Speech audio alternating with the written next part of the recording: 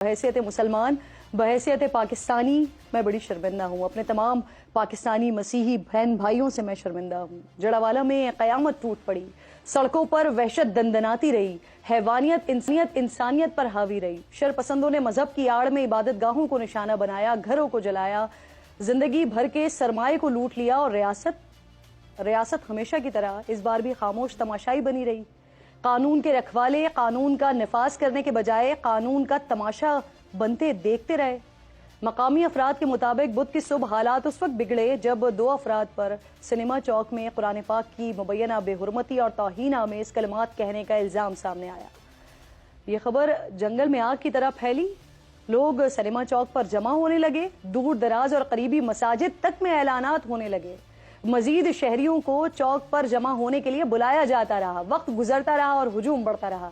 डंडे, पत्थर, पेट्रोल जिसके हाथ जो लगा वो ले आया, लेकिन इसके बावजूद पुलिस हरकत में नहीं आई।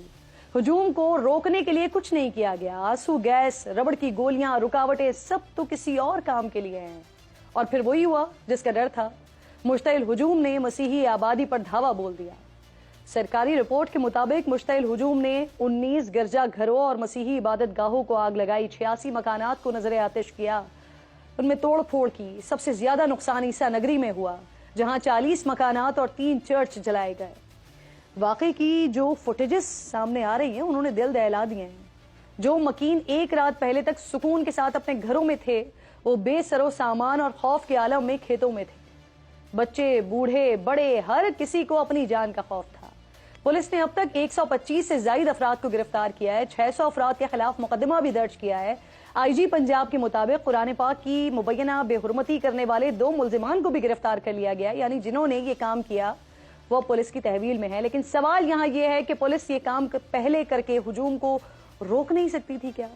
यकीनन अभी तहकीकात होनी है, उन दोनों ने ये हरकत की है या नहीं इसका पता चलना है। लेकिन क्या पुलिस मामले की हसासियत को सामने रखते हुए मुल्जिमान की गिरफ्तारी का यकीन दिलाकर मुश्तइल हुजूम को मुंतशिर नहीं कर सकती थी?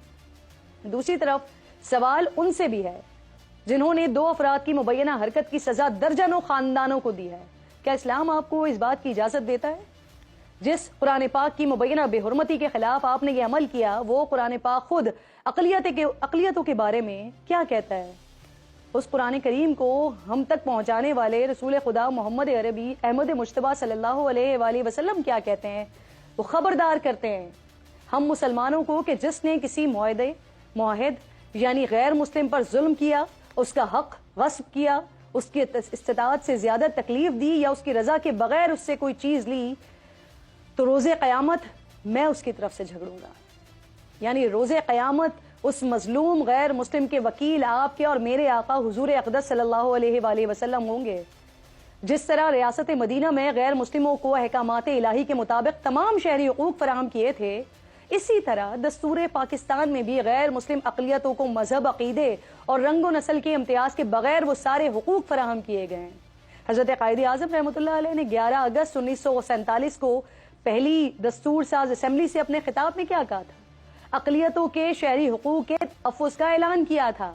आपने फरमाया था कि आप किसी भी मजहब, फ़िरक़े, ज़ात या नस्ल से ताल्लुक़ रखते हों, आज़ादी से अपने मंदिरों, गिरजा घरों या इबादत गाहों में जा सकते हैं, अपने इक़दार पर अमल कर सकते हैं। आप पर कोई कदगन नहीं है। क़ायद के उसूल और रसूलुल्लाह सल्लल्लाहु अलैहि वसल्लम की सुन्नत पर चलते हुए उलमा कराम ने आगे बढ़कर मसीही बरादरी का हाथ थामा है। न सिर्फ वाक़ई की मजम्मत की है बल्कि उनसे माफ़ी भी तलब की है। अब ये मामला सुप्रीम कोर्ट पहुंच चुका है। उम्मीद है कि इंसाफ हो। अगर तौहीन साबित हो तो उन्हें भी किसी खौफ या खुफिया दबाव की वजह से नहीं छोड़ा जाए, और जिन्होंने किसी की सजा पूरे इलाके और इस मजहब से ताल्लुक रखने वाले हर शख्स को देने की कोशिश की है, उन्हें भी निशाने इबरत बना दिया जाए।